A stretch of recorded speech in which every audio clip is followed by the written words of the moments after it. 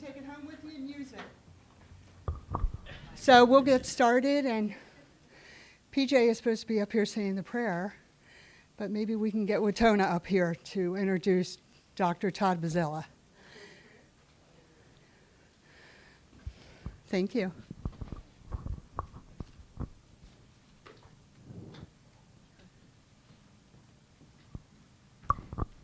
Good morning, everyone. It's nice and toasty in here, so we're glad about that, and God is good. And we really are appreciative of the fact that you folks were able to come out and support with this particular wonderful program. We have Pastor Amy, so I move forward. I'm going to allow Pastor Amy to come and give us a blessing to open up our day. Good morning, everyone. It's my pleasure to ask God's Holy Spirit to just permeate each and every mind and soul here in this room this morning. Let us pray. Our Father, for sure you are in heaven, and you're looking down and smiling, for you are well pleased with us, for we are your daughters and your sons, by faith in Jesus Christ. Thank you, God Almighty, for your grace, your love, your mercy, your forgiveness, your peace, and all other the countless blessings that you give us, including our health, our minds, our wonderful spirits and souls that belong to you. Father God, let your Holy Spirit teach us this morning, change us, and realize how truly blessed we are, because first of all our spiritual blessings in Christ that are ours, all our physical blessings, Lord God, that are a gift of your hand. And Lord God, for all the relationships that we have, including the one with your Son, Jesus Christ, and with each other, so that we can be the healthy body of Christ here at Atonement Church and at Hope Community Church, to give you all the glory and honor and praise. And we pray this in Jesus' name. And let the church say amen. Okay, to proceed, because I know Mary is a stickler about timing, and making sure we're on time. So, good morning again to everybody, and I've been asked to introduce to some, maybe, but definitely to just bring on our presenter, who's a phenomenal person. Today, Dr. Bazzilla, Todd Bazzilla, will be addressing some mind-body relationships regarding the effects of stress in our health. He will also be discussing and demonstrating some positive ways that we may manage our stress mentally and physically. Dr. Bazzilla is a lifelong health and fitness enthusiast and has been teaching and promoting health and fitness for over 25 years. Can't believe that, because I thought he was only 35. He is retired from clinical practice, and he currently works as an independent speaker in holistic health and fitness. He also has written a book called Innovative Exercises, which happens to be one of our items that some lucky person could possibly win today in the raffle. So it's going to be on the back table. You can take a look at it, and it's also available for those of you who are not lucky enough to win the raffle. It will be available.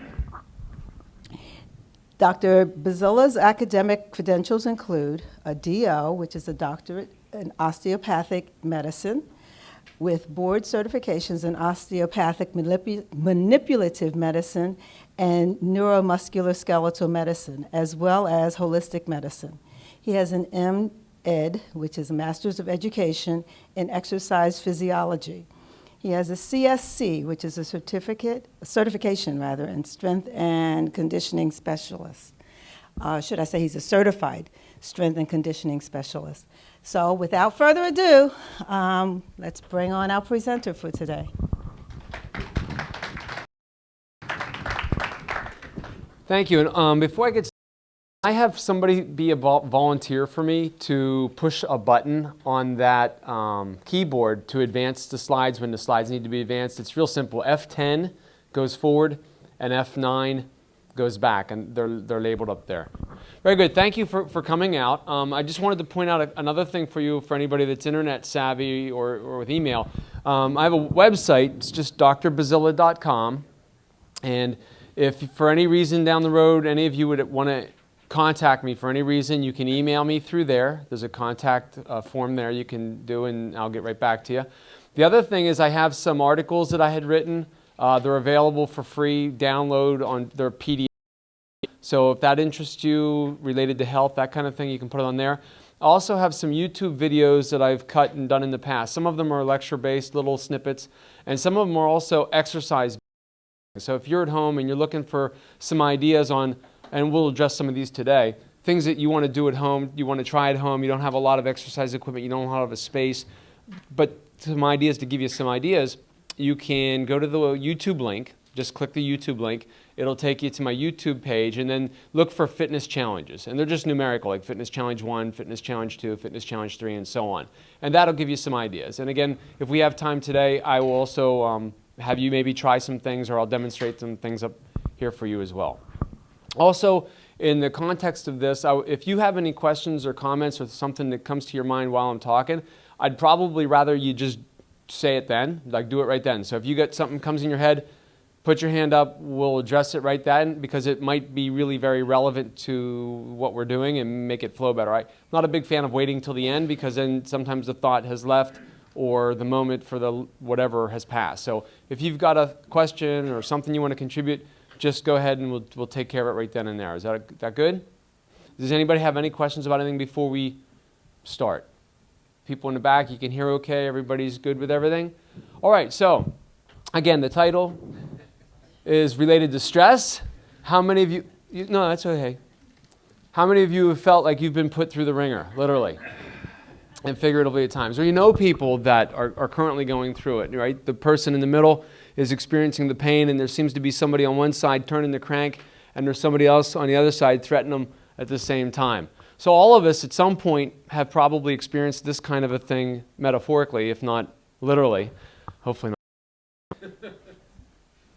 What I want to point out to today is the kind of a little bit of the anatomy behind what is behind stress and anxiety. And you can make arguments, and the scientific world makes arguments, am I born this way, or did I learn to become this way with regarding anxiety and fear and the things that go along with that? And the answer probably is yes to both. That we don't necessarily get an option of picking who our parents are, as far as I know. So there are inherited genetic traits that predispose us to being more anxious than somebody else. So there's anatomical things that go on with that. With that said, there's also things that we experience in our lives that can act as triggers to activate those underlying genetic predispositions that we may have. So if you come from a long line of worriers or people who are anxious, and then you, in your growing up, are exposed to things that are sufficient enough to trigger that mechanism to kick on in you, if you have that predisposition, you're more likely then to fall into the line of being the worrier or being the anxious. That's not to say it has to be that way, but there's a tendency in our family lines for these kinds of things. What I want to point out with this particular slide, and this is a picture of the brain, is if I turn my head this way, that's the orientation.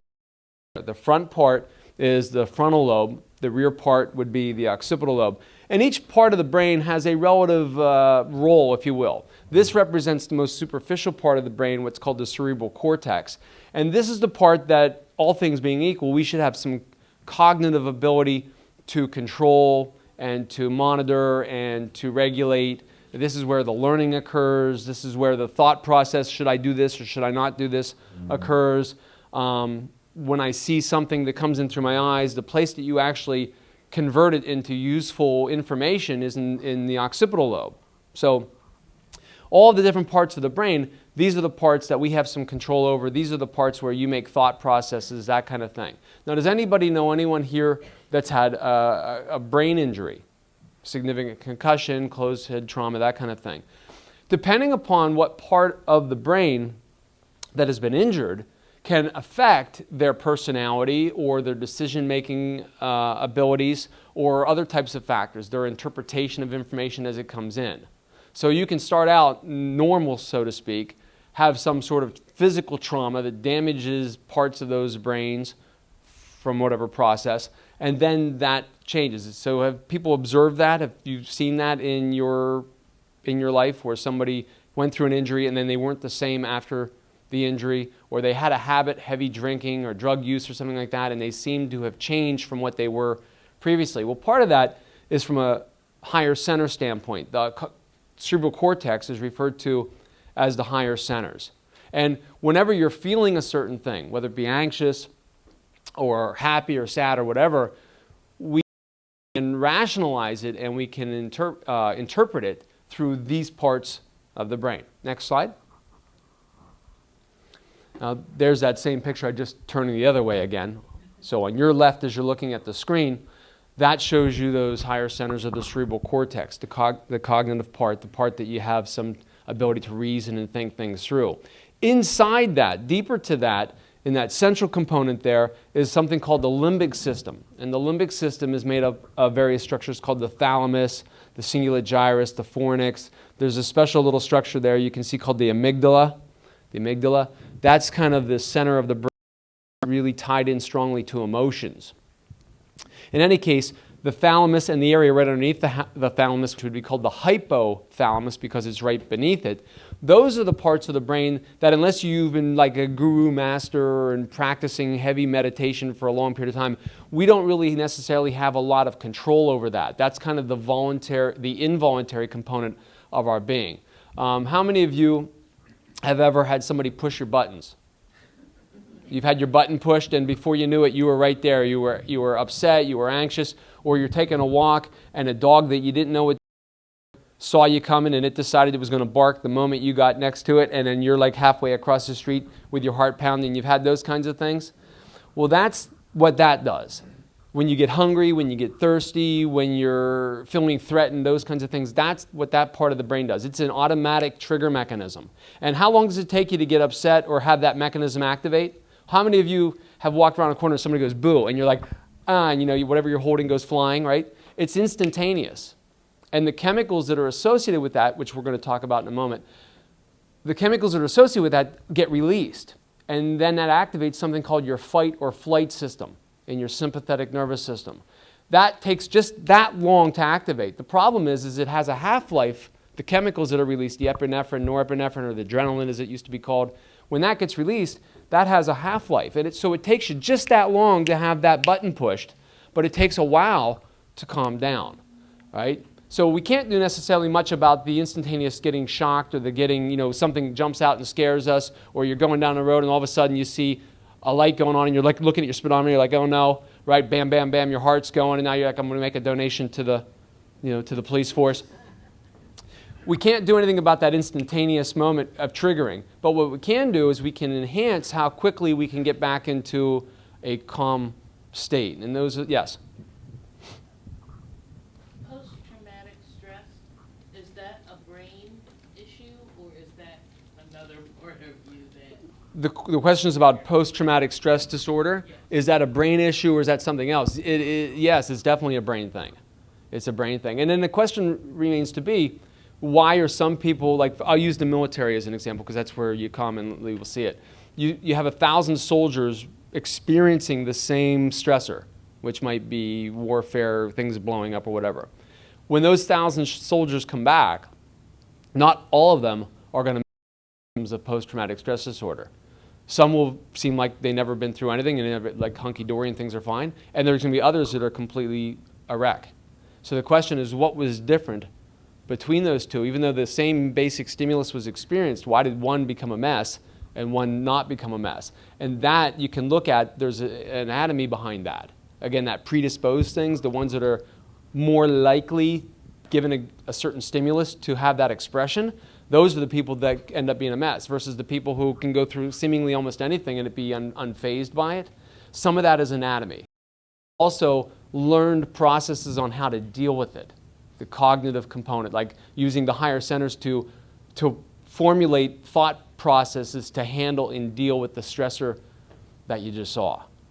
And that's, you can't do much about the anatomy. The anatomy is the way it is. What we can do is we can use the higher center part of it to induce something that we're going to talk about called the relaxation response. Okay? Everybody's cool with that? All right. So in any case, we have the connection between the two, the voluntary and the involuntary. The involuntary takes just a moment to get activated, and then it takes a while to calm down just because of the physiology of it. Okay? And if we practice long enough how calm, it'll take more to push us to that threshold or to push kind of a thing.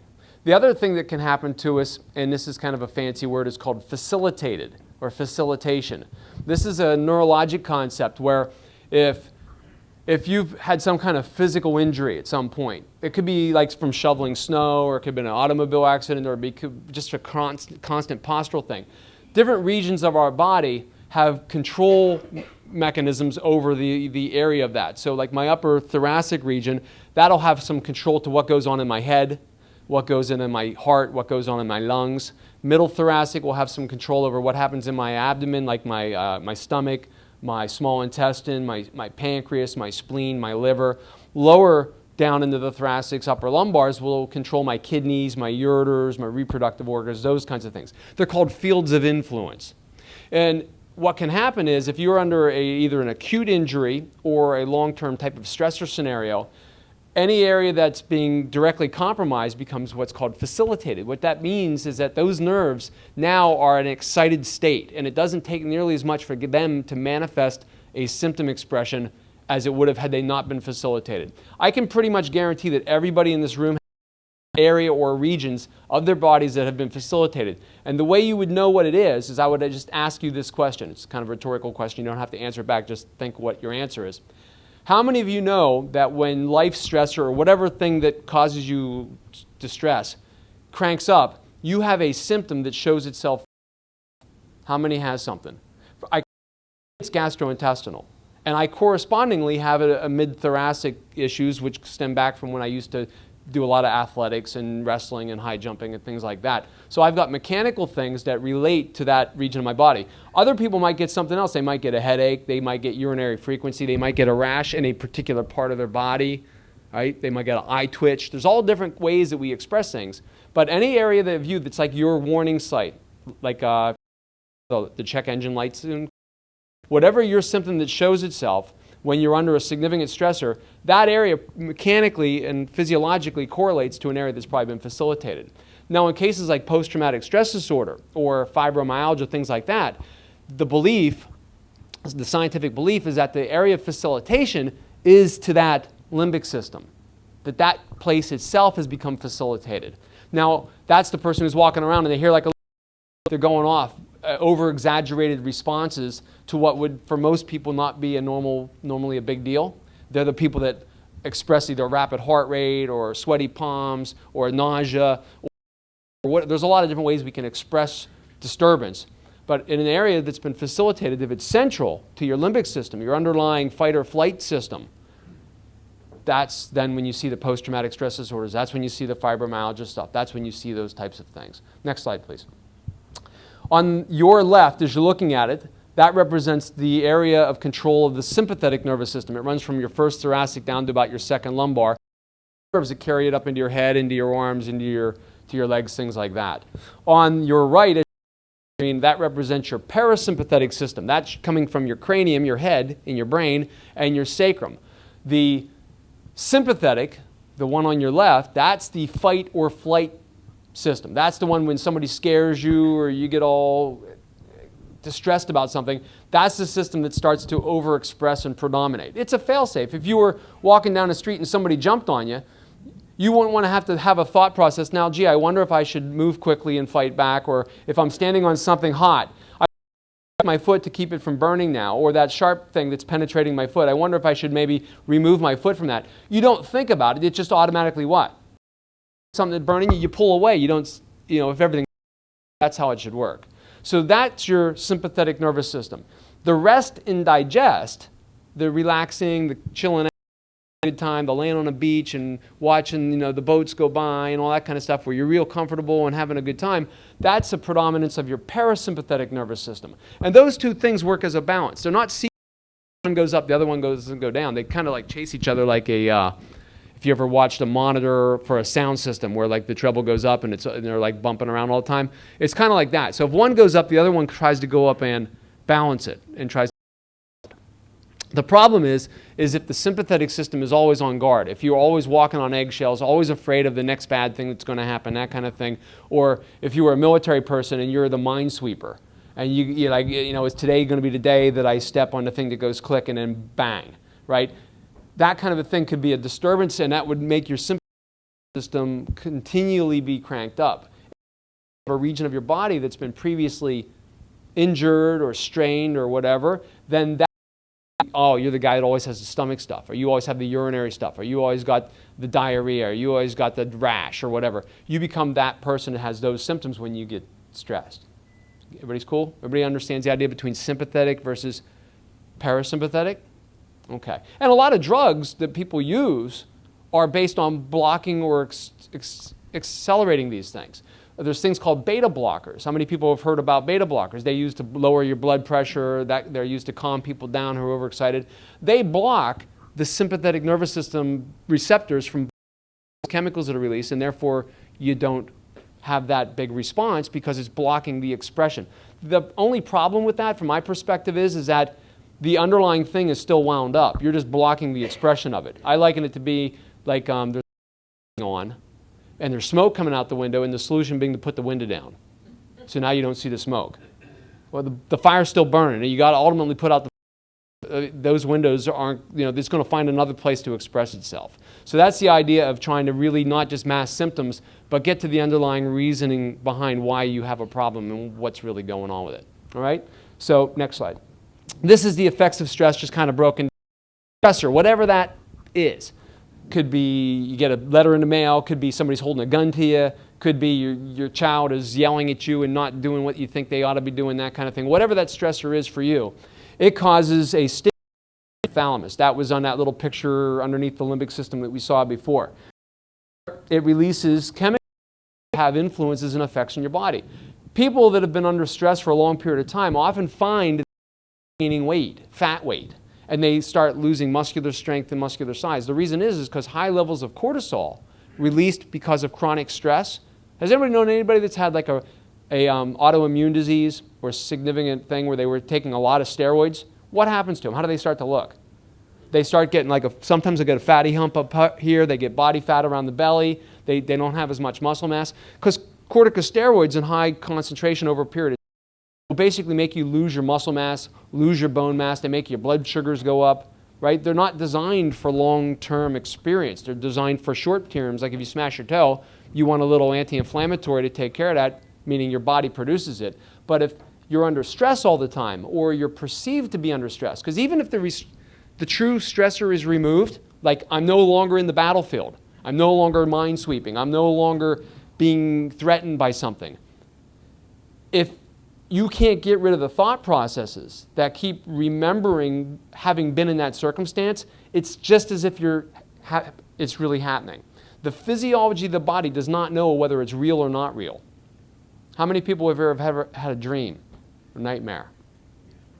And you wake up all sweaty, upset, all happy, whatever it is. That wasn't really happening.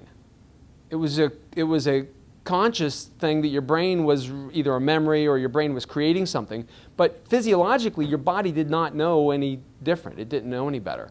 There was people that in the past or things, so have, right? And that's an important feature because where we spend our time mentally determines where our body is going to be physiologically. So if you're always worrying and always thinking about and ruminating on things that are stressful or recalling bad events that happened to you previously, even though they're no longer happening to you, physiologically it's still like it's really happening right now. And we have to learn how to gain control of that, or that's going to be the thing that ultimately takes you out. Right? Stress is a destroyer, and it'll destroy you a chance to. So in any case, this is just kind of a physiologic kind of review of how things go down. The next slide. This is kind of the psychological model. You get a triggering situation, whatever that might be. That creates negative automatic thoughts, activation of negative core beliefs. How many of you catch yourselves thinking, I'm having a bad thought? Yeah. And you got to turn that frown what? Upside down. Because if you don't, you start going down what? You start going down the tunnel of gloom and doom, and all is horrible, right? And that's basically what this is. So psychological interventions would try to block these different things at different places and redirect them and turn that frown upside down, take that negative thought, put a spin on it, take the dark cloud and look for the silver lining. Go, instead of being a pessimist, into becoming a what? The one advantage of being a pessimist is you're never disappointed, right? How many people have been disappointed? You've been disappointed because you had certain expectations. Those expectations weren't met, and therefore you were disappointed. If you're a pessimist, you always expect what? The worst. If the worst happens, you're like, well, okay, I figured it was coming. And if the worst doesn't happen, you're like, hey, look at there, having a good day. So that's the only thing I would say that's positive for being a pessimist, is that you're never disappointed. All right, next, please. All right, on this particular picture, what they're trying to show there is, see where it says executive functioning areas disengaged? That's that frontal cortex type of thing. Normally, when we're experiencing something, we can cognitively take a step back and then turn that frown upside down, take that silver line, the dark cloud kind of an idea. The problem is that when we've been exposed to a constant stressor, they use examples like academic pressure. That could be job-related pressure. It could be lifestyle-related pressure. It could be any kind of thing that you experience as sleep deprivation, substance abuse, anything like that. You could be maybe an athlete, football player, or somebody like boxer or MMA, something where you get head trauma. And how many people have had a concussion? How many people have more than one, right? When you get concussions, if it starts damaging that frontal lobe thing, the arguments that they're starting to make is that, why do these people seem to do stupid things? Why don't they themselves stop carrying guns into nightclubs and start doing weird things? Well, because they have brain damage. And the thing that makes you do the right thing is no longer working like it should, because it's been either removed because of stress, or it's been removed in its function because of physical trauma. How many people have known people to drink alcohol and then behave in a manner that doesn't seem like, wow, where'd that come from? Because when you drink alcohol, it takes out the control mechanism of the frontal lobe. And now you're seeing what's underneath. So if you know somebody that's an angry drunk, basically what's underneath is anger. If you see somebody that's like happy and kissy loving everybody, basically what's underneath is happy. The thing that keeps them from expressing themselves in a regular way that way is out of the picture. You follow me? So that's what the kind of the executive functioning areas. The areas underneath the fight or flight areas, those are the areas that get turned on just like that, and when we have to deal with the manifestation of that being turned on. So the problem is when we stress on a regular basis, is that we're inhibiting our normal inhibitor, this inhibition of the thing that allows us to maintain our calm and our composure and hold it together and behave in an appropriate manner in society. That starts to get removed over time. And the thing, beast, if you will, that's within, that's the thing that starts to express itself. If that happens, what that person's makeup is. And you've seen it with older people. People get older and they get nasty. And people get older and they get like, oh my God, you're like, hubby, like, I love you, man. All that kind of stuff. You go to see grandma and she's hugging and kissing. It's because what was ever underneath is now what? Free to express itself without anything holding back the brakes. So, something to think about. Next slide. This is a really neat thing, came out of Time magazine. But what they're showing you here is that there's two things. The shortcut, that's the something push my button right away. Some stimulus, visual, smell, hearing, taste, tactile, whatever it was, bam, I got excited. And B is the high road. That's where now I'm going to try to handle and deal with being upset. Have any of you experienced that? Where you found yourself upset and then you had to spend some time trying to deal with the fact that you were upset? Yes? That's exactly what this is indicating, and then they're going through the anatomy of it, which I'm not going to bother to do on what we're trying to accomplish. But I just thought it was a really neat little way of kind of summarizing it and putting it all together in one bit. Now, Todd, are all these slides available on your site too? Or? They're not, but I mean, I could make them available if people wanted these. Just ask me and I can give you the PowerPoint. It's not a big deal. Yep. So the older you get, your brain adjusts itself. Like you were saying how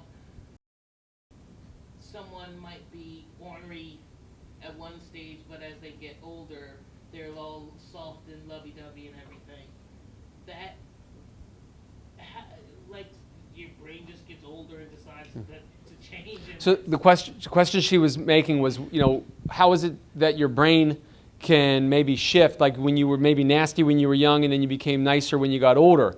Is that your brain just does that automatically, or it's probably a combination of things. One is the person can cognitively decide, I don't want to be nasty anymore, or the things that were causing me to be nasty are no longer a factor, or I've determined that to me they're no longer important. And therefore, the things that used to annoy me and bother me don't annoy me or bother me anymore. That could be that component of it. Or it could be the reason they were acting nasty was it was a conscious decision to act nasty. It was a without becoming a psychoanalytic, it was a wall that they put up to protect them from certain things or whatever. And when they got older and that part of the brain no longer was able to put up that wall, the underlying thing, which was just the nice person or whatever who was trying to protect themselves, is now able to freely express itself. And I mean, I can think of real life examples in my past, people that I knew, like for example, this one person I know, their father was normally a reasonably nice person, just became like really like intolerable. And they're like, what's going on with it? And he started getting headaches. He went to the doctor, he had a brain tumor. So his behavior wasn't because he was a nasty guy. His behavior was because he had a brain tumor that was taking over the physiology of parts of his brain, and it expressed that way as being nasty. Not necessarily that he was a nasty person, but you can have that occur as well.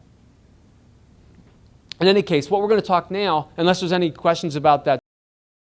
Yeah, back to the last slide. Yep. One slide, F9. I saw Dr. Phil, there was a lady there, and she was like so delusional. I don't know. She did say that she had something taken out of her brain. I don't know which part of the brain it was or whatever. But she was like doing like really stupid stuff. I mean, she was lies that she was like lifting all this weight, breaking records. She was doing. So, but if any Seinfeld fans?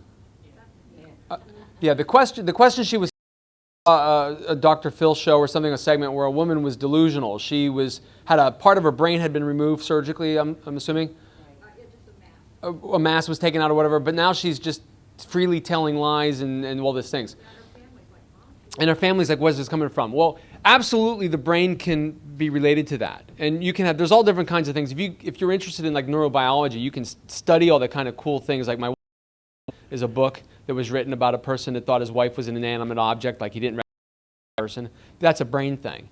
But the reason I brought up the Seinfeld reference was there was a Seinfeld episode where George could pass a lie detector test, and they wanted to know, George, how is it you can pass a lie detector test? He says it's not a lie if you believe it to be true. So if you had somebody that had brain injury, brain trauma, or whatever, and they believe whatever they're saying or experiencing is true, it's not a falsehood, to them it's their reality. Like I said, you could believe that you're being followed by ninjas who want to harm you. And in the reality of it is there is no to harm you. But it doesn't matter. If you believe that ninjas are trying to harm you, you're going to have the physical expression of fear and afraid of that, even though it's not real.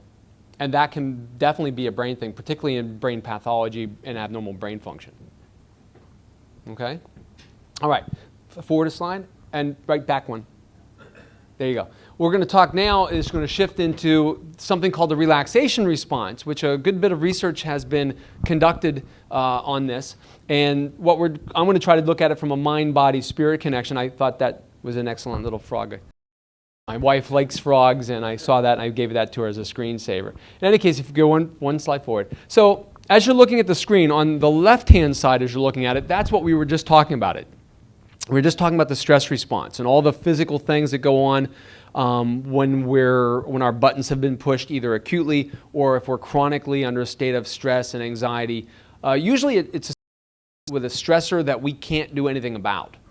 Like something's happening to you and you don't have any control over it. Those are usually the worst kinds of stressors for most people. The ones that you can do something like, I can see something coming, I'm going to it's going to go past. And yeah, I was nervous that the train was coming, but I had the ability to get out of the way of the train versus the person who's tied to the tracks and you see the train coming. There are two different kinds of stressors, right? This one, a completely different level because you have no control.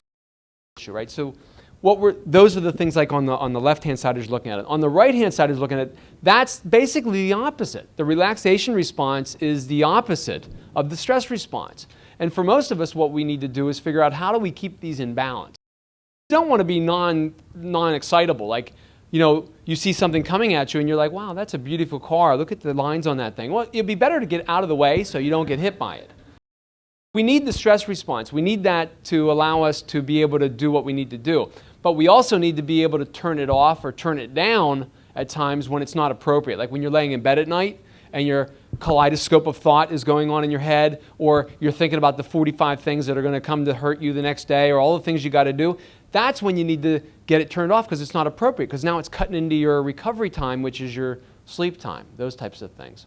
So everything on the right-hand side is basically the opposite physiologically as to what happens on the left-hand side as you're looking at. So relaxation response is basically the opposite of the stress response. Next, please.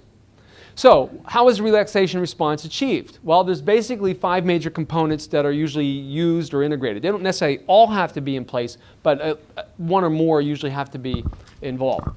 The one is attention. Attention means you're giving your awareness to something.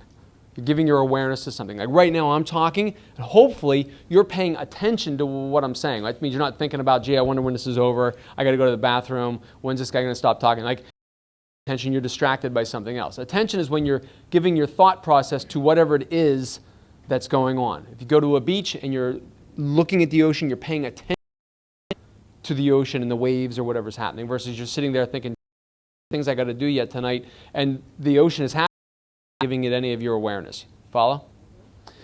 The second is belief. You've got to believe that what is happening, or what you're going to accomplish is going to happen. When you pray, you need to go into prayer. Belief. I believe that these prayers are going to come true. If you're just running through the motions, I'm eating this and doing whatever, but I know it ain't going to help me. That's not going to do it for you. I'm taking this antibiotic, but I know this antibiotic ain't going to work for me. I believe it's going to help me. Then you might as well not even take it. You heard about the placebo effect? Everybody's heard of the word placebo? That's nothing more than mind-body healing. Placebo simply means that your belief that something's going to help you, in fact, will the physiology of your own mechanisms. So if somebody gave you a little red pill that had no whatever associated with it, there's nothing physiologically in that red pill. It's just a little red carnauba wax with some coloring to it. But if you believe strongly that that medicine is going to help your body do something, it will be more likely to than if they say this little red pill is going to help you with this, and if you don't believe it isn't going to. You can actually turn things on and turn things off, and they've done studies with this. Placebos in medicine, placebos in healthcare, things like that. And it can have a tremendous impact because it's mind-body healing. So if you don't like the word placebo, just call it mind-body medicine. Okay? Breathing. We all breathe. How many people breathe? I've been doing it since I was little, right? Every day, try to breathe a lot. The way we breathe can influence how our bodies function. If you're a chest breather, you're always breathing in your rib cage, always pulling your shoulders back, military, old school, stand up, right? That activates your sympathetic nervous system. If you were going to go for a march, Randy, when you're back in the service, did they tell you to stand up straight, shoulders back, chest out, chin in, right? Big chest breaths, now you're ready to go, right? If you breathe from your abdomen, where you don't move your chest so much, but you do an abdominal breath, and you were always told, hold your belly in. Well, if you don't hold your belly and you breathe like when you breathe when you were a baby, let your belly come out and then relax and let it come back in. That stretches and puts an increase in tone in your parasympathetic nervous system. So if you've ever seen a belly breath or a yoga type of breath where they're trying to breathe deep into their abdomen, that autonomically parasympathetic system aid and assist in your relaxation response. So it's not just enough to breathe, but it's also how do you breathe? If you tend to breathe vigorously through your mouth, that's excitatory. If you're assuming that you can, if you can breathe in easily through your nose, nice and easy and slow, it slows down the intake of breath. It tends to be calming. So one is more stimulatory, the other one is more inhibitory. So that's the whole idea behind breathing. So being aware of the way you breathe and how you breathe influence physiologically whether you get excited and ready for something or whether you are calming down. relax from something. Yes?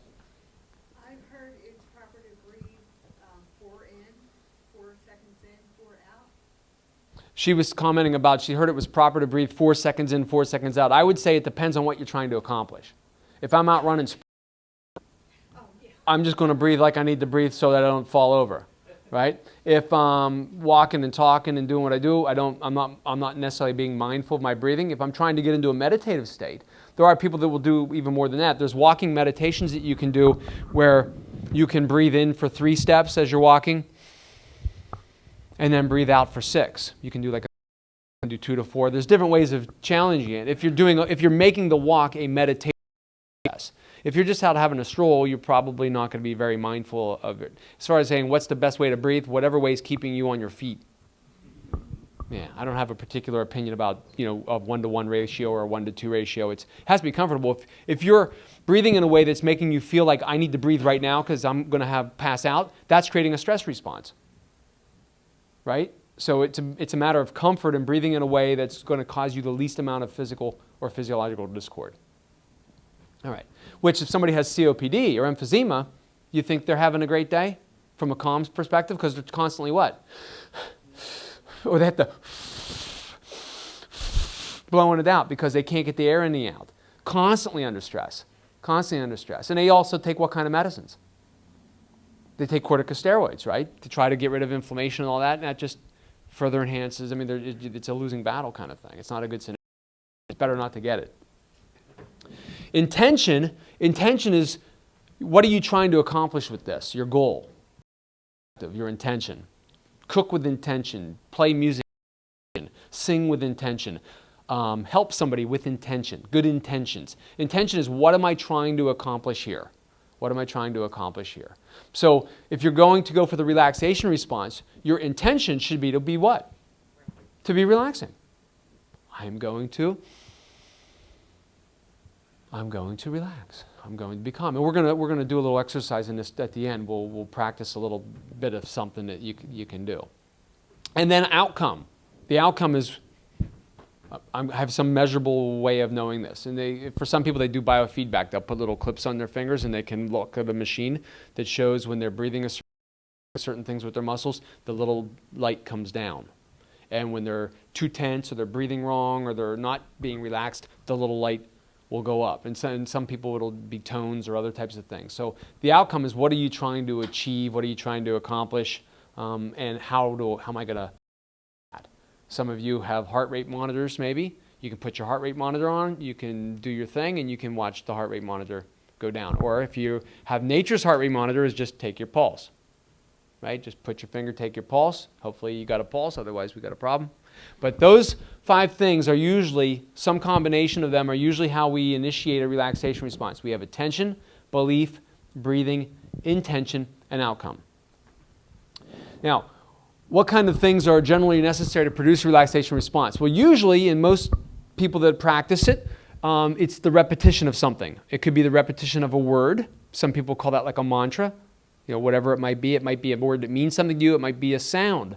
Whatever, if you happen to be that kind of a person that meditates. Or tuning bowls. You've ever done the thing where you run your finger around the ball and it makes a certain pitch? Or I like to do it with wine glasses. Run your finger around a glass and it make it hum and stuff, if you've ever done that. It can be tones. If you're a musician, find that when you play your instrument, there's certain tones. Or if you're a singer, you might find tones that help you relax certain parts of your producing that sound. So the repetition of a word, a sound, a prayer. Catholics are great for rosary, right? So the repetition through a cycle of prayer, that has a relaxation response ability because of the repetition of the prayer or the sound that goes through. A thought, doesn't have to be anything that anybody even knows that you're doing. You could be sitting, how many of you have lane or sat in traffic jams? Rather than screaming, why isn't this moving, right? You can take a time to repeat a thought. That's a calming thought. That's a relaxing thought. You can work on the breathing. There's ways of turning that situation into a different physiological experience. Or muscular things called progressive muscular relaxation. Progressive muscular relaxation is, how many of you have ever been aware that certain parts of your body are tight? one of the ways you can get that area to release is to further tighten it voluntarily. So if you're sitting there and you're like, man, my upper back's, just assuming it's not going to go into spasm, tighten it, take a big breath in, belly breath, hold it for a moment or two, and then just let it go. When you do that, there's a refractory period within muscle contraction ability, and it then will relax. So that's called progressive muscular relaxation. Some people will do it when they're laying down in bed at night. They'll start at their feet, and they'll tighten their feet, they'll relax their feet, they'll tighten their calves, they'll tighten their thighs, they'll relax their thighs, they'll tighten their butt, they'll relax their butt, they'll tighten their abdomen, they'll relax their abdomen, they'll tighten their shoulders, they'll relax their shoulders, they'll tighten their hands, they'll relax their hands. And they might do it in a progressive way combined with breathing, and also the thought of each time they let go, they're going to relax. And by a lot of times they don't even finish because they're what? They're asleep already. So that's progressive muscular relaxation. That's just another way of relaxation response. So we have repetition of word, sound, prayer, thought, phrase, or muscular activity. And if you find yourself being bombarded with that return of that thing you don't want to think about, just let it come, let it pass through, and then return to back whatever it is you were doing to initiate relaxation response. Those times you're thinking about something you don't want to be thinking about, that's called an intrusive thought. How many people have or are having currently intrusive thoughts? Yeah, sometimes it's like an ongoing thing, right? Okay. Next slide, please. This is just a little kind of graphic to show you the studies, some of the research that's been done showing you what effect the relaxation response have. What you're looking at there is a little chart showing oxygen consumption. The more metabolically active you are, the more oxygen you consume. During the relaxation response, you're basically turning down your metabolic rate during that process. And if you look at pre versus that, the relaxation response causes a dip in the amount of oxygen that's being consumed. Next slide. The opposite of that is carbon dioxide. So if you're using more oxygen, you're going to produce more carbon dioxide. It's just like when you run your car and you're burning gasoline. Assuming you don't have an electric car, if you're burning gasoline, what comes out the exhaust pipe, assuming that it's a good clean burn, is basically carbon dioxide and water, right? And it uses oxygen as part of the combustion. Our bodies are the same way. We burn up sugars, we burn up fats, we burn up hydrocarbons, and we give off carbon dioxide and water, and also garlic and other types of things, that, depending upon what you've been eating. But the idea there is that when your oxygen consumption goes, carbon dioxide output. And next. And then this is showing you the oxygen-related compared to when you're asleep. And the relaxation response for people that practice prayer, meditation, and whatever you want to call it, they're actually able to get themselves into a more quiet state than when they're actually asleep. Oxygen being consumed and such is actually lower. The relaxation response is actually lower than when you're in a state of sleep. So for people that maybe for some reason, like I was in a scenario when I was in my education where I might have been up for 24 hours. I had to be on call. I had to sit in a hospital bed and I wasn't allowed to sleep or whatever. So I had to figure out a way to keep it together for 24 hours without falling asleep. And maybe you were a military person or you had some duty you had that you couldn't, sleeping wasn't an option. Bad things will happen if you fade out, right? Like, who's the sentry, right? Oh, he's asleep. Oh, that's great. Come on in, right?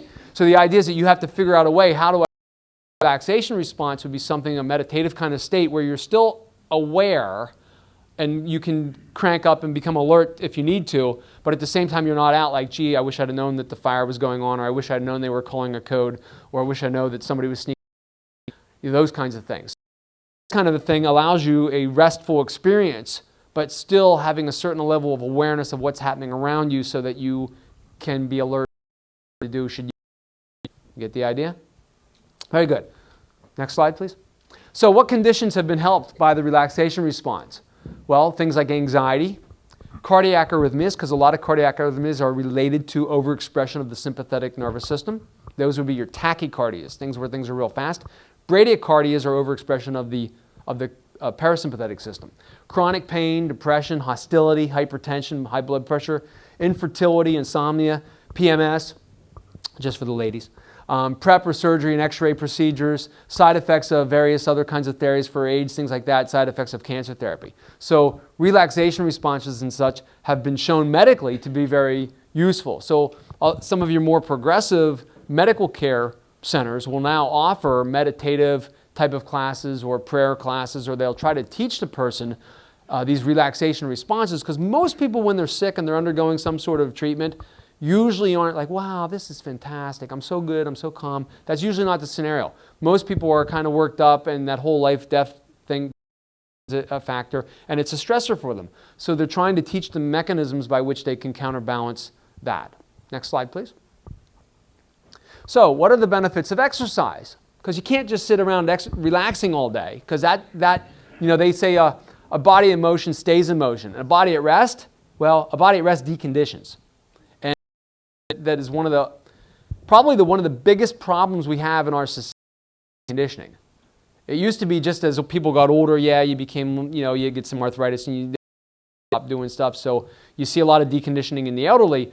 But in today's society, with everything being digital and everybody having access to things and everything's being easier, affluenza, I like to call it, right? Affluence, is that hypo-metabolic problems are becoming an issue. Type 2 diabetes is a big problem. Obesity is becoming a big problem. People carrying a lot more fat mass than they need because they're not doing Arctic cold water swimming. They don't need the extra fat, kind of a thing. And that's just because of people not doing enough activity. So what are the benefits of exercise? Well, if you want to live longer, live what the appointed time is supposed to be for the physical material that you have as your body, you have a better longer if you maintain regular physical activity. New brain cell development, improved cognition and memory. How many people are fearful or concerned, let's use that word, concerned that you're going to lose it up here before you lose it somewhere else? And you'd be like, I'm fine physically, but up top, right? I got nothing going on up there. Well, if you want to try to hang on to your brain cells or make new ones, neuroplasticity, make new brain cells, physical activity has been shown a way to do that. People looking for the fountain of youth, you don't have to go to Florida. It's right inside you. All you have to do is move.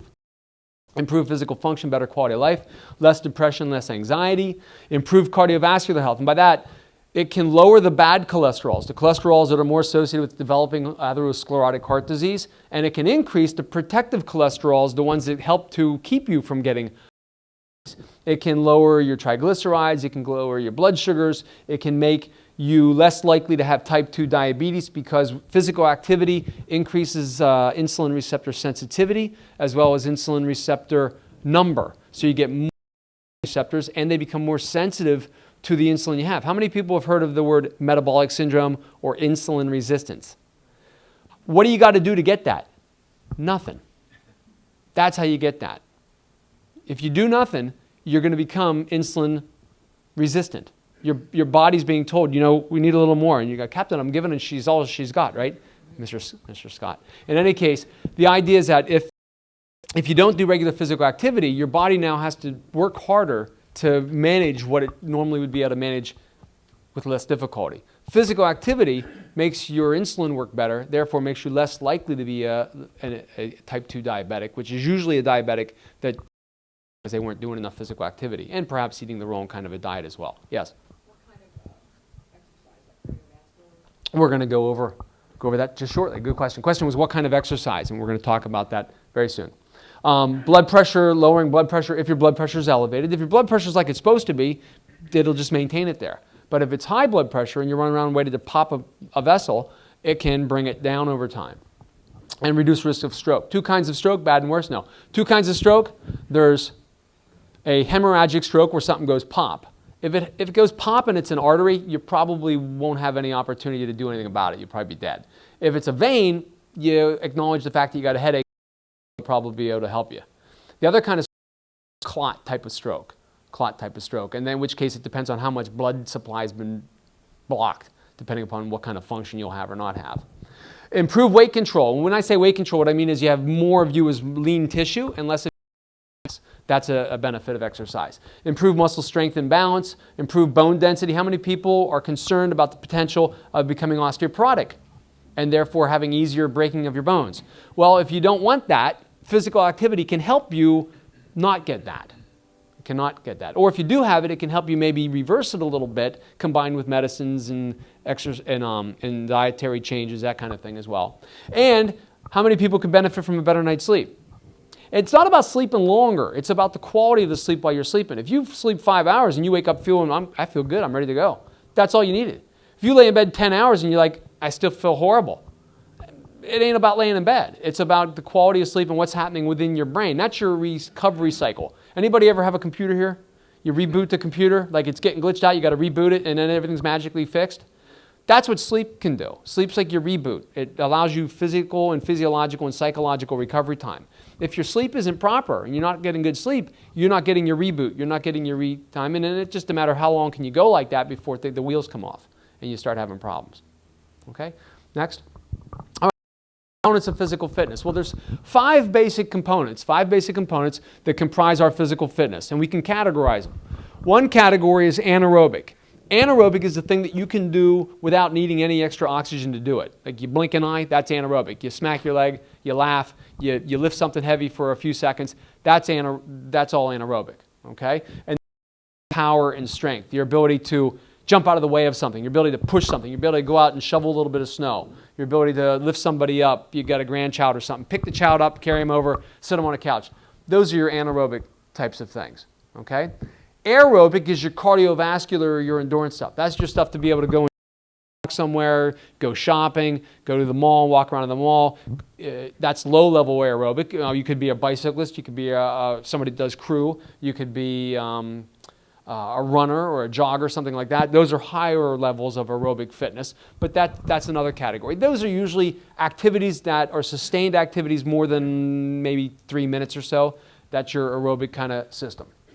Then another component of physical fitness is balance and coordination. Some people refer to that as agility. And that could be from an athletic standpoint, somebody who you watch playing in the Super Bowl, that kind of thing, tremendous agility, ability to twist and turn and contort their bodies. Or for people who are maybe getting on the little older side, it could be, can I just walk without falling down?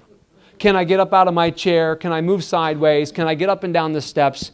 Can I step over the toy that my grandchild left in front of me so I don't slip and break my back, right? That can be agility. So it can be high levels, low levels, but that's a component of fitness. Flexibility is your body's ability to move through given ranges of motion. Upper body compared to lower body, left side of the body compared to the body. That's flexibility. You don't have to be Gumby, right? But you need to have functional flexibility. If you like to keep things at a shelf this level, you then need to be able to lift your arm to that point.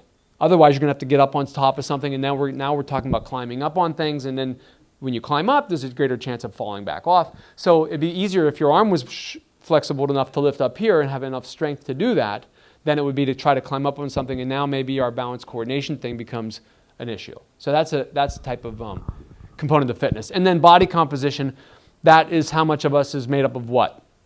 How much of you is lean muscle, that kind of thing, how much of you is body fat. All those things are 5 components of fitness, and they're the things with. Now back to the, what kind of activity or how much activity do we need to do to get the benefits of it? Well, the more to a point tends to be better. Counting steps, how many, I don't mean necessarily steps, just walking steps. They have like the pedometers and things. There's been research shown in geriatric centers that once you get over 1,000 steps, that the amount of dementia you have starts to become less. Once you get up around 5,000 steps or more like that, now you're starting to get significant heart health benefits, the insulin thing, all that kind of stuff. That's just walking. That's not doing anything with weight training or anything like that, resistance training or whatever. So walking is good. If you can't walk, can you move your arms? Can you move your legs? If you say you're in a wheelchair, you can still move your legs. You can push and pull. You can do different things. If you're paralyzed with that, that's a problem. You might then have to have somebody passively or have a machine that moves you through range. Like when Christopher Reeves, right, Superman, had his paralysis. Every day he was getting moved. He wasn't just laying there not moving. He was being moved passively, and that actually helped him regrow some nerves. And he was able to start moving things that they thought, well, this is impossible. How's this happening? The reason it was able to happen is because they kept showing his body what it should be able to do. And through neuroplasticity, the coolness of how we're built, it was actually able to recreate circuits and start to do things. Unfortunately, he ended up with a lung infection and it ended up killing him before he could recover further. But that's the idea. So the old thing, use it or lose it, it's true. If you want to maintain as youthful as you can, you need to what? Be regularly fit. Now, you don't have to be Jack LaLanne, you don't have to be pulling tugboats when you're 70 or 80. I mean, he still died, right? He still died. He was in his 90s, but you can make an argument that he had a really functional capacity up until the very end of his life. So nobody gets out alive. 2 documented cases, right? Go look it up. In any case, the idea is that the more we're physical, the more we do on a regular basis, the more we'll be able to do. And in your own lifestyle, what is it that I want to be able to do? Assuming that it's within reason. Okay. Next slide. So this is a nice little thing I thought to your busy schedule better. Exercising an hour a day or being dead 24 hours a day. I thought that was, because people always make excuses why they can't exercise. And I would say you don't even need an hour a day. Research has shown that if you do like little bouts here and there, a few minutes here, a few minutes there, and you kind of accumulate it over the day, has just as much health benefit as if you went to the gym and spent that amount of time in one shot. So, and actually for some people, particularly people who have arthritis or other kinds of things, it's better to do little bouts frequently because then you can quickly know if you're overdoing it. Rather than saying, I'm going to do 30 minutes of this and then you can't move for 3 days. Right? It'd been better to do 5 minutes here, 5 minutes a little bit later, 5 minutes a little bit later, and you're like, I get a little twank in my ankle, I think I'll stop now. So I didn't overtrain, and then the next day I'm good to go. I don't have a blister, I don't have a problem. Okay? So that's one of the things that we're really trying to do. And you don't want to overtrain. Overtrain is when you're real excited and you've got really great intentions, and it's happening right now in North America and all the gyms because it's New Year's. So for the first month or two, you got all these people who have great intentions. They're going to work out 7 days a week, and they're going to do this, and they're going to do that. Come March, it's like, what happened? Well, I went to the orthopedist. I went to the podiatrist. I have this problem. I got that problem because you overdid it. So it's not about a little short-term burst. It's about making it a lifestyle change and doing it over a longer period of time. Next slide. So what are some biblical perspectives regarding what we're talking about with this mind-body thing? Go ahead. In 1 Timothy chapter 4, verse 8, it says, physical training is good, but training for godliness is much better, promising benefits in this life, but also in the life to come. Next slide. Philippians chapter 4, verses 6 and 7 says, be anxious. You talk about the relaxation response. They knew about it thousands and thousands of years ago, right, in the good book, right? Be anxious, but in everything by prayer and supplication. Well, there's a way to initiate the what? The relaxation. Supplication with thanksgiving, let your requests be made known to God. And the peace of God, the relaxation response, the peace of God, which surpasses all comprehension, will guard your hearts and your minds in Christ Jesus. So focusing on the good thing allows that relaxation to, God's not stupid. God knows exactly why we're built the way we're built. He knows that we need sympathetic. He knows we need parasympathetic. He knows we need to be able to control. How does he want us to control it? By turning to him. Slide. This is from Colossians chapter 3, verses 1 to 8, and then 12.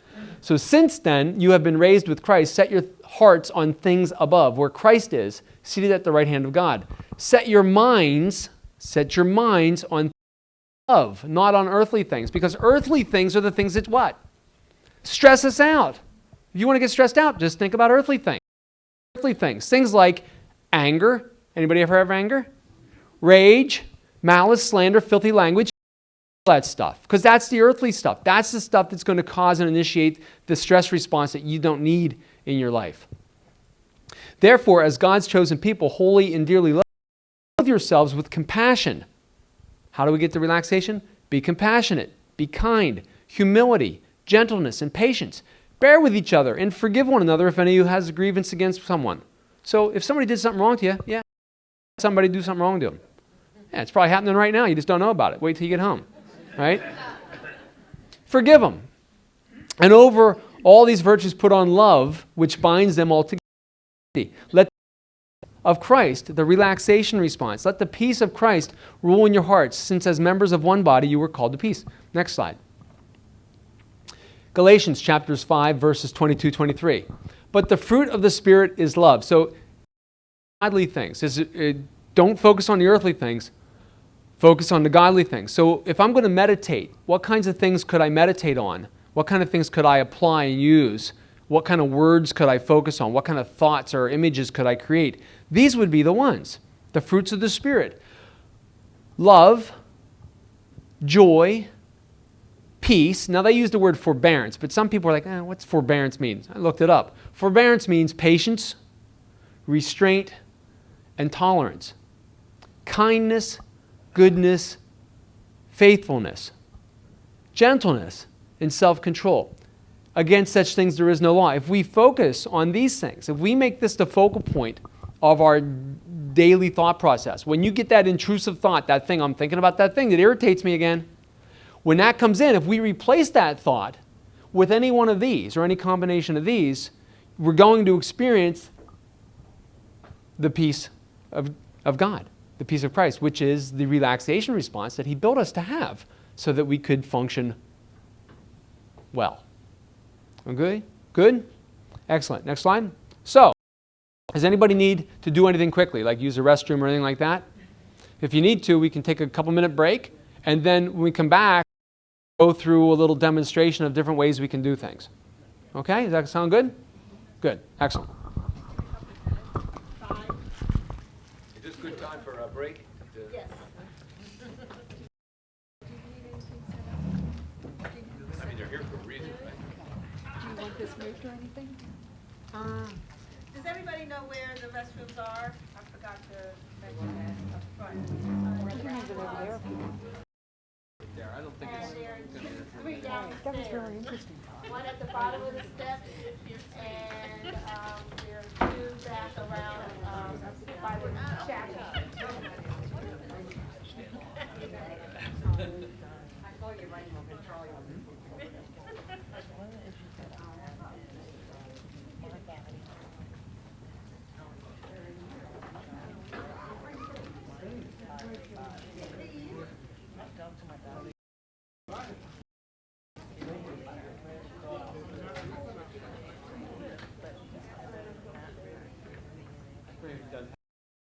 Yeah, and I do have.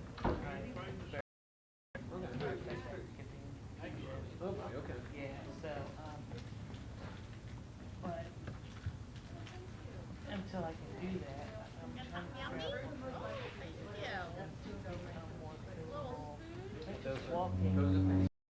Right. Well, that's what I think in your case what you need to do is experiment with different things and try to find the thresholds and work within your threshold until that becomes comfortable, and then slowly bump it up. Don't do too much at once. You might feel you're doing something the first time, and then bam.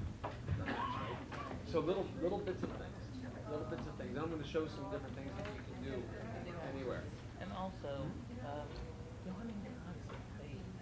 I will sit there, I'll sit there and then maybe a 10-minute span, 20 times of yawning. That's probably like an autonomic trying to reset, trying to balance out your oxygen and carbon dioxide.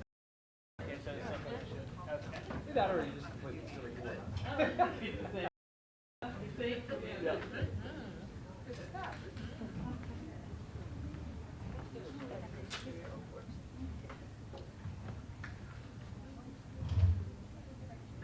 Did I miss anybody?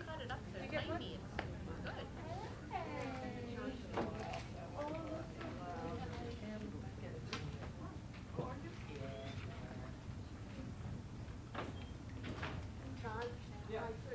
Okay, I'll have it.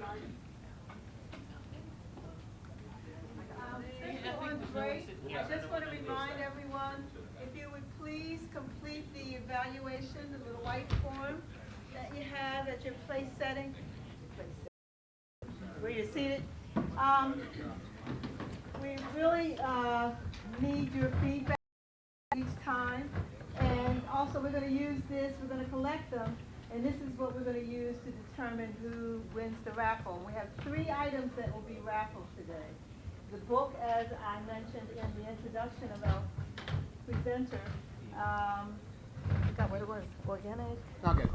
Just what she was mentioning, I have 2 books that I'd written. One is called Innovative Exercise, and they're going to raffle off one of those. I have some extra copies up here. If at some point you want to look through, you're welcome to. If you want to purchase it, it's $10 and you can have it. I also have another book called Holistic Manual Therapy and Osteopathy, which might be interesting to you if you're interested in like hands-on therapies, that kind of thing as well, or you might know somebody. Same thing. That book, you're welcome to look through it. It also is $10. If you know somebody that might be interested, it's also available online. You can purchase it like through Amazon or buy books on the web. Also, if somebody likes e-reader, the manual therapy one is available via e-reader as well. You can do like an e-book kind of a thing. The Innovative Exercise one I only sell them directly, kind of a thing. So if you're interested in that, that's fine. If not, that's fine as well. All right, so I think what we'll do with this is we'll do the movement. I'd like to do some movement stuff first. You're welcome to try it, participate if you want. If you don't want, you just kind of hang out and watch. You can do that. We'll do a little bit of that. And then we'll finish kind of with the meditative component, which is the calming you down component and getting everybody kind of in a nice square way. Is that all right? All right, so if you wouldn't mind, the first one we'll do with the, just have you stand up. I would just leave it on because I'm gonna refer back to done with this part. All right, now so anything we do, and again, you might want to move into an area where you have some room to move. Anything we do, you need to make sure you protect yourself. Don't do any movement that you know is going to cause you distress or cause you problem or anything like that. I don't want anybody hurting themselves. If you have issues with blood pressure and you have real high blood pressure problems and you actively know right now your blood pressure is elevated, just be careful that we might do where the hands are over the head. If you have your hands over your head, that tends to make your blood pressure up while you're doing it to keep blood supply going into your arms. But if you don't have blood pressure problems, then whatever. So one of the things I'd like to show you is to just basically just relax your arm. Slowly just swing yourself side to side. Pivot at your feet like if you've ever played golf. It's like a pivot with the foot. Nice and easy. Just swing. And now to be aware, as you come back to center, squeeze your abdominal muscles back to center. And then relax them as you turn. So you're squeezing to center and then relaxing. Looking to tone up your tummy. You want to tone up your abdomen. A real simple way to do it is to twist side to side. Arms are just hanging down, nice and relaxed. You're stretching, and then you squeeze back to center. As you go this way, you relax, and then you squeeze back. But you're doing it in a nice, smooth, fluid way. Your abdomen, think of the abdomen as the front part of your back. Okay? And that whole area from front to back represents what we call the core. Everybody's got the idea? Okay, now once we've kind of loosened up a little bit, go ahead and just put your hands on your thighs. Now, as far as your stance goes, if you have aches and pains in your knees, how many people have aches and pains in your knees? Put your feet a little further apart. The further apart you put your feet, the more it takes it from your knee and puts it into your hip. So if you'd like to firm up your butt and not make your knees get sore, you just use a little wider stance. If you want more development of your thighs and things like that, then you put your feet. So I'd recommend, shoulder width or maybe a little wider than shoulder. Then I recommend, again, if you're real vigorous and fit, this will probably seem like no big thing. In which case, you can use this as a warm-up. If you're not real vigorous and fit already, a workout. Put your hands on your thighs. And all I want you to do is, as you go down, I just want you to go down to your hands on your knees. Stick your hiney out. Stick your butt out. Keep your back straight. And just look straight ahead. And then come back up. Okay? So you're just going to do that movement. Inhale down. Breathe in. And breathe out. Tighten your belly. Breathe in. Tighten your belly. Now again, as that becomes easier for you, you can go further down your leg. You can go down to your mid-thigh, mid-calf, and then eventually all the way down to your ankles. You don't have to do that now, but I'm just giving you how you would progress it. Then from there, you can add up. You can pull it up to your armpits like a scarecrow, and then push it back down. Now keep in mind, when you're exercising with yourself, if you don't want to use external resistances, you have resistance in your own body. So if you, again, George, if you pull up like you're lifting something up, you can make it harder or easier. And if you push down like you're pushing something down, you can make it harder or easier. And this is, if you ever watched martial arts movies and things like that, the people doing the things and the rippling muscles and all, this can develop a certain amount of tone and conditioning in the muscle just by pushing and pulling. You're in charge of how much and how easy it is. Then you can go all the way up. Pull it all the way up. Tickle the sky. Bring it back down. Grab your knees. Pull it all the way up. Tickle your sky. Bring it back down. So just give you some idea. There, one arm up, one arm down. Reach. And then pull it down like you're swimming. And again, you can make it harder or easier. You can make it very like you're just going through the silkiest water possible, or you can make it like you're swimming through butterscotch, if that should be something that you enjoy. Okay? Or dark chocolate, if you wish, more healthy. Fudge. Yeah. So reaching up and down, those kinds of movements. Good stretch. And your spine. it's real important that all parts of your body can move relatively freely without having a lot of restriction. So if you've had back surgeries, things like that, emphasize reaching. That'll have a decompressive component of it. Like people that do like side bendings with weights in their hands, it's not such a good idea, particularly if you've had degenerative disc problems, things like that. What's better is reaching up and then pulling it back down. Then there's no compression on the discs. There's no compression in that area of your back. Big breath in, pull it down, switch hands, those kinds of things. Nice and easy, okay? Then from there, you can take a little bit of a stance, bend your knees a little bit, soft knee, keep your hips relatively neutral, pull in, palms up, and then push out, palms down. So pull in, breathe in, and then push out, tighten your belly up as you push out. Again, similar to something you'd see like a martial arts kata, something like that, where you push and pull. Again, you can create as much tension as you want, like you're pulling on something and pushing something away. And you can make it harder or easier. Again, if you've got high blood pressure problems, make it easier. You're just working for movement, push and pull. And where can you do this? This is anywhere. Okay, you can do this anywhere. Then you can alternate, push and pull, push and pull, push and pull. And try to add a little rotation through your torso as you push and pull. Soft. Your weight should be in the balls of your feet, the middle of your feet. If you're in a chair, you can do this sitting, all these arm movements you can do sitting on a chair. And I'd worked with people before who were wheelchair, and we work on the upper body components of these. Okay? Put your hands on your chest, elbows high. Thumbs up, pointing each other, push away. And then pull back. Push away. And again, with the legs, you can just keep yourself. Now, I'm not doing a lot of lower body stuff. I'm just focusing on the upper body. But you could easily be doing this with what? You could be doing this with squatting movements, and you could change it. I mean, you could make it, you could be down here. You could do it. It's just up to you what you want.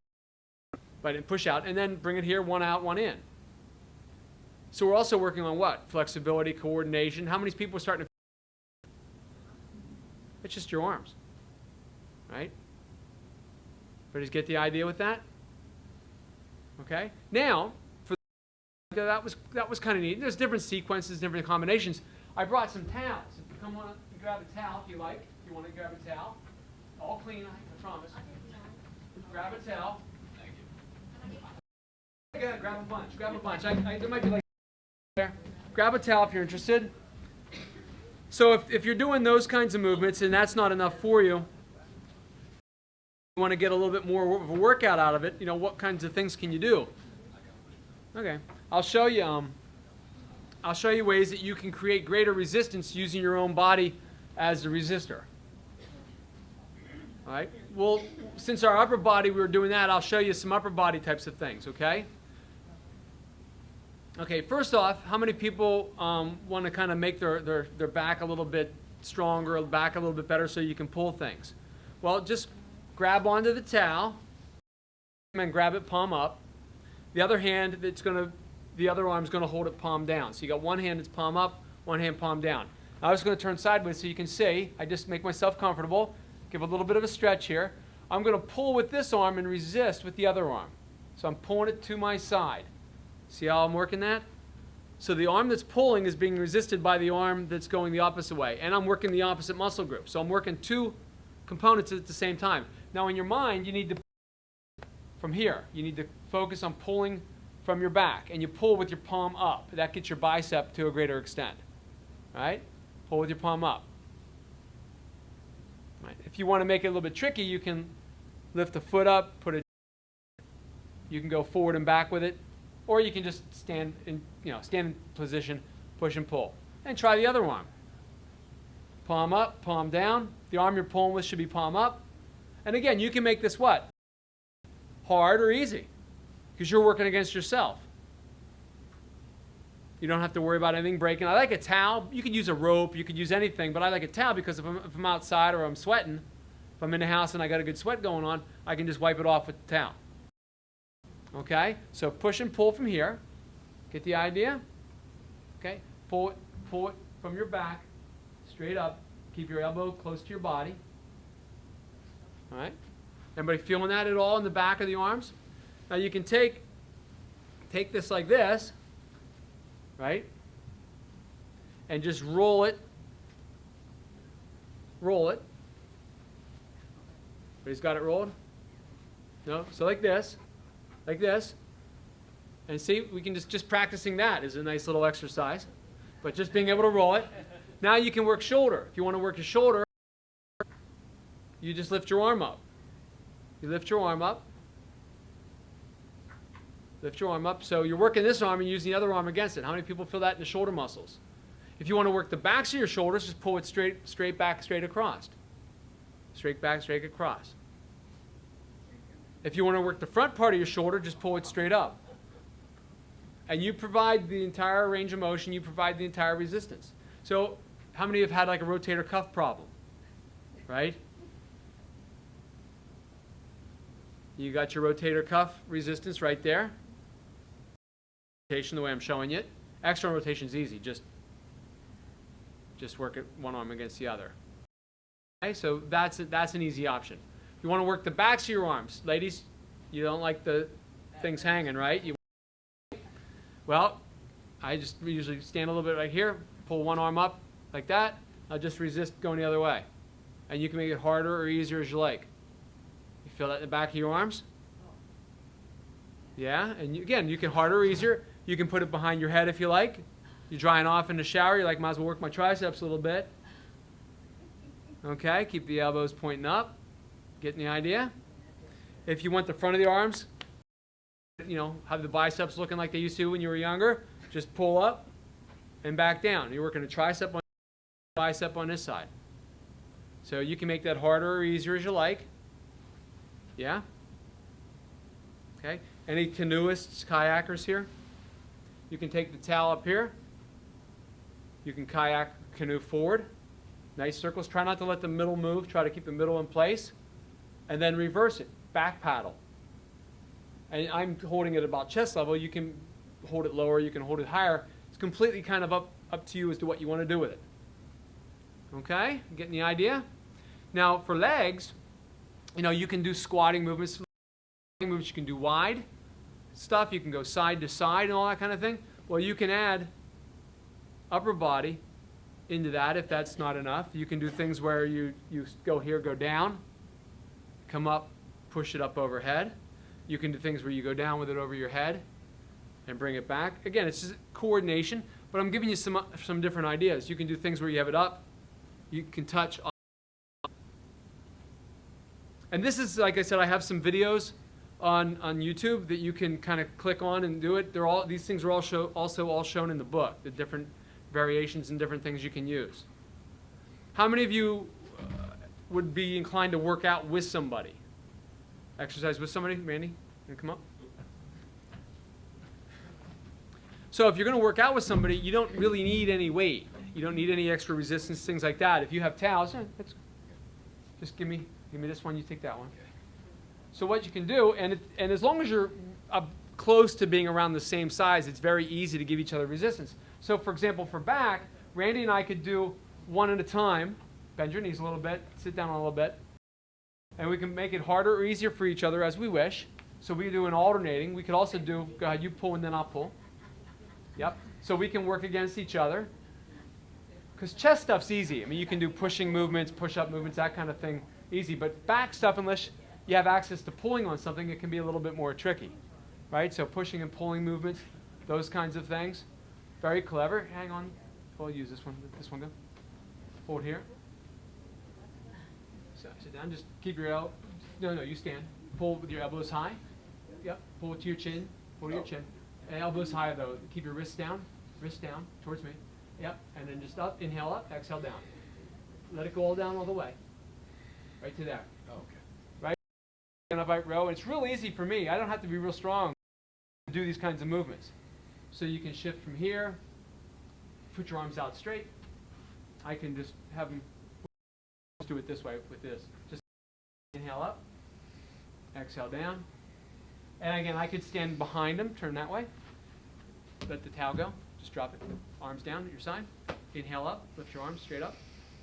So you can do manual resistance exercises if you're going to work out with a partner, right? This would replace weights. Yeah, absolutely. Or if you're working with people who are kind of strong, but you only have a little bit of weight, you that weight and then add this on top of it, right? So, and there's so many different ways of doing things. And again, like I could demonstrate whole workout routines and things for you, but that might be more than what you're able to do at the moment. But the whole point of the towel is that you can do a lot of stuff with the towel. One more thing I'd like to show you with the towel regards to that is neck. How many people have had like car accidents or neck things?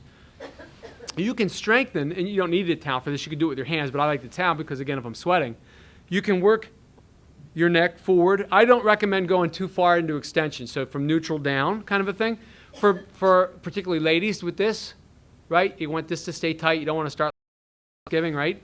So you put it underneath, bring your chin down, and then for the jaw, if you have TMJ problems, things like that, where your jaw clicks or snaps, how many teeth clenchers? Problem with that, the muscles that close become way, way stronger than the muscles that open. So if you strengthen the muscles that open, again, I can use it with a towel, or I can use my hand, just resist opening. I know it kind of looks weird, but if you strengthen the muscles opposite the ones that close, even if you are a tooth clencher, you'll be jaw pain because the muscle strength imbalance will be less because you're strengthening the opening muscles. If you've ever seen a muzzled dog, right? They don't muzzle the dog's mouth open. They muzzle it closed because it's not as strong able to open its mouth, right? But if the dog worked constantly opening rather than chomping, then those two things would be closer to balance. And it's the same idea here, is you just work on opening or bringing your chin down. You can resist turning your head to the side. You can resist bringing your ear to your shoulder. Again, I usually use a towel. You can go forward and you can go backward. Like I said, I don't go back into extension too much because as we get older, it's a little less forgiving with the blood supply into the brain. So I usually recommend from forward to neutral, or from neutral forward, neutral to the side, that kind of thing. Don't go too much into extension, or particularly extension and rotation is not a good idea once you've had some arthritis and stuff in your neck. Yep. It's really good. I used to work for a chiropractor. We did a lot of this with people who had this Mm-hmm. I thought you can't, unless with the equipment, you can't do that physical exercise at home. Now you can. Yeah, you can do, there's really almost any exercise you can think of, you can do without any equipment. And that's my whole thing, is like, I don't want people to think, well, I gotta get a gym, I gotta go to the gym. Unless your motivation is that you're in a gym environment, then you gotta do what you gotta do. But if you travels a lot, like I travel a lot kind of thing in the past and present and stuff, and I might be in a hotel. Well, every place I've ever been has a floor and gravity. And almost the higher hotels have me. I don't usually have to bring my own. And they usually have steps somewhere along the way. So all I need is one step. I do one step, I can do my leg stuff on there. You know, if I want to do single leg stuff, if they have a floor, I can do chest stuff, I can do that. If I don't need a partner, I can work my own back, I can work my own shoulders. I can work out doing a lot of different things just by the fact that I got a floor and I either have a step or something like that, or I got a towel. And you don't need much area. All you need is about however big you are. If you got that much room, you're good to go. So the world is basically your gym if you're willing to see it that way and use it that way. You had something, or are we done? Well, actually, I did have a question. Yep. If you're doing that, like, while you're watching TV, Mm-hmm. like, how many reps should Oh, it's fantastic. The question was, is if you're doing these little things while you're watching TV, which is something I'm a big fan of. I'm a big fan of, hey, watch your show, just get out of the chair and do what you're going to do. I usually do things like in either 5 repetition cycles, 5 repetition segments, so that I kind of keep track of it. So I'll do, like, for example, I have a whole routine, and again, you can go to the YouTube stuff to see some of these, but I might do like a wide stance thing where I'll do like 5 repetitions of this, right? And I might do like an alternating. So I'll do both legs together, I'll do 5 reps of each, right? Then I'll do 5 reps of this sequence, and then I'll do another alternating one. So I like to change. I don't like to keep doing the same movement over and over again because that's how you get overuse injuries. Then this kind of stuff. You can also strengthen your back by just bowing forward. This kind of inhale up, keep your back straight, and you feel it, hamstrings, hips, your back, you're squeezing your shoulder blades together, and then back out, that kind of thing. Inhale down, exhale up. I usually will do like, if you're just going to do it and kind of be not so mindful of it, 5 rep sequences kind of a thing. As that becomes easy, then you can do 10s, you can do 15s. For the kayaker one, like if you're really trying to get yourself, I usually will do ascending or descending. So I'll do like 1 rotation forward, 1 rotation backward, 2 rotations forward, 2 rotations, and I might go up to 10. And by you get 8, 9, and 10, you get a significant amount of burning going on because of the lactic acid that's being produced from that particular exercise. But you can make it more or less intense depending upon what you want to do. But start less. I'm a big fan of doing less than what you think you could do initially. It's best not to overdo it, right? Err on the side of underdoing rather than overdoing, because how long does it take you to hurt yourself? How long does it take to recover from that? It depends, if ever. So it's always better to underdo than overdo, and you should always be asking yourself, not just with exercise, but everything in life, what's the least amount I need to do to get the maximum output, or to get the maximum outcome from this effort put in? More than the least that you really need to be doing, then what are you doing? You're overdoing it. And you're probably taking away from time that you could be doing something else. So efficiency is real important. I always say, see the best route to doing things. What's the safest way of doing something? What's the most effective way of doing something? And what's the most efficient way of doing things? And if you can work that into your daily event, then you're good to go. How much exercise do you need to do? They've shown if you can accumulate up to around 20 minutes of activity a day, that has positive, beneficial life impact. So that doesn't have to be all at once. It could be 5 minutes there, but just got to do it. Okay. Good. Anything else? Any other questions, comments? So if you don't mind, I'd like to recollect the towels if they haven't already been done. I do have some of those books if you want to see them, if anybody's interested. The one book kind of demonstrates and shows what we were talking about here. There's also some YouTube videos about that kind of a thing. The other one is a manual therapy.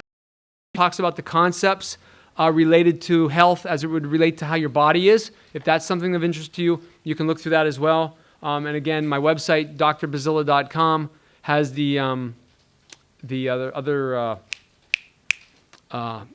like if you want to contact me down the road. Did we want to do like a 1 minute little relaxation thing? Could we do that? Can we go back one slide? Can we go back one slide? And we'll finish up with that, and then we'll have the rest of the day to do whatever. So just sit, relax, or you can stand. You don't have to sit. I tend to do better standing. I'm not. This slide? Just, yeah, that one. What we're going to do is you're going to close your eyes. I'm going to read it off for you. But what we're going to do is get yourself sit so you're comfortable, whatever that is for you. Feet on the floor, back kind of a neutral position, nice and easy. What I want you to, if you're able to, I'd like you to breathe in through your nose. Put your hands on your belly. Breathe in through your nose. So when you breathe in, you should feel your belly going into your hands. That's your goal. And then when you exhale, just let it nice and easy come out through your mouth. Okay, that's what you want to do. Now, when you're breathing in, for the first one, I want you to think this thought. Okay, close your eyes. Think this thought. I want you to breathe in, and as you breathe in, say in your mind, God is, and as you breathe out, love. That's what's in your mind. Let's do it again. Breathe in, nice and slow and easy. God is love. Now the next one is, I want you to breathe in, I want you to say, I am. I am. And I want you to breathe out, loved. I am loved. Breathe in, again, nice and easy, relax, let your shoulders drop. I am loved. Good. Breathe in, God is. And exhale, peace. Again, God is. As you breathe in, God is. Focus on that. Exhale, peace. I want you to breathe in, I am at peace. And let it out at peace. Let everything that feels tight as you breathe in, just let it relax. Then again, I am. Be aware of the tightness. At peace. Let it go. God is kind. Again, God is kind. God is good. God is good. God is faithful. God is faithful. I am loved. I am at peace. I am relaxed. Very good. So just a little simple thing. It didn't take long, but what that does, by focusing on those higher things, by working with the breathing, working with the intention and the attention for God, and then how God's words relate to your, that can initiate the relaxation response, which is something that God put inside of us to help us with our stress. Good? Thank you. Wow, that was super. That was really good. Do you all enjoy that? Yeah. Okay, well, Tona's got the evaluation, so does everybody have their evaluation in? We're going to pick some names. We'll go for, do we have the books up here?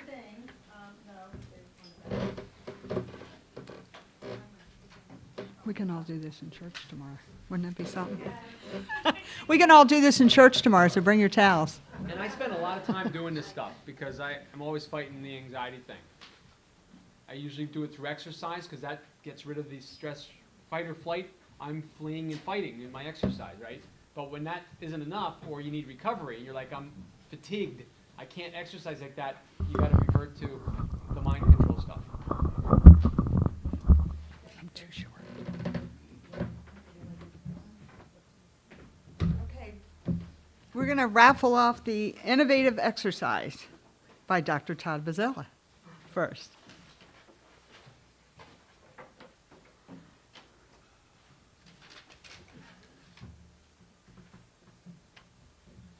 Irene Parker.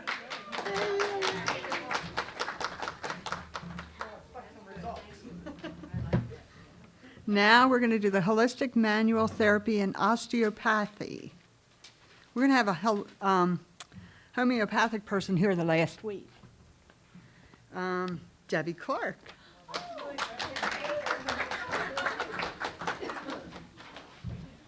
Debbie works for a homeopathic veterinarian. We're going to try to get him to come talk, too, about your animals, or her. Okay, now we have this organic fruit and vegetable basket.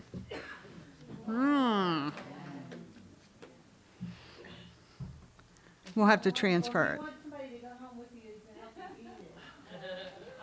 You can't take the bowl, though. We have to transfer it. That's all right, we'll put it in. So, oh, yay, Sue.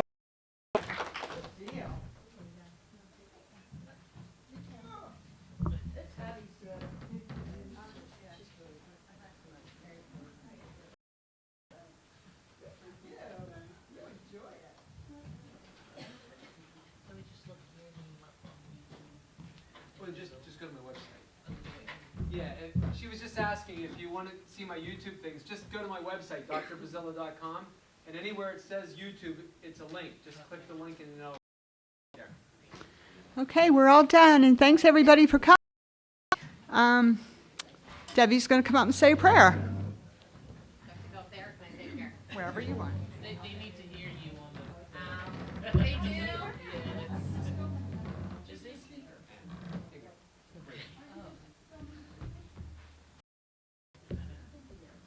Okay, let us bow our heads. Heavenly Father, we just thank you for this opportunity to come and hear Todd speak. We just thank you for enabling him to have so much wisdom and learn so much that he can bring it here and share with us. And Lord, I just pray that you help us put it into our lives and help us to be stronger, healthier people so we can be your hands and feet and go out into the world. And we thank you so much for your word and that it's all in there if we can just read it and find it. And we just are so for everything you've done for us, and take us safely home and back here tomorrow to worship. And we just thank you in Jesus' name. Amen.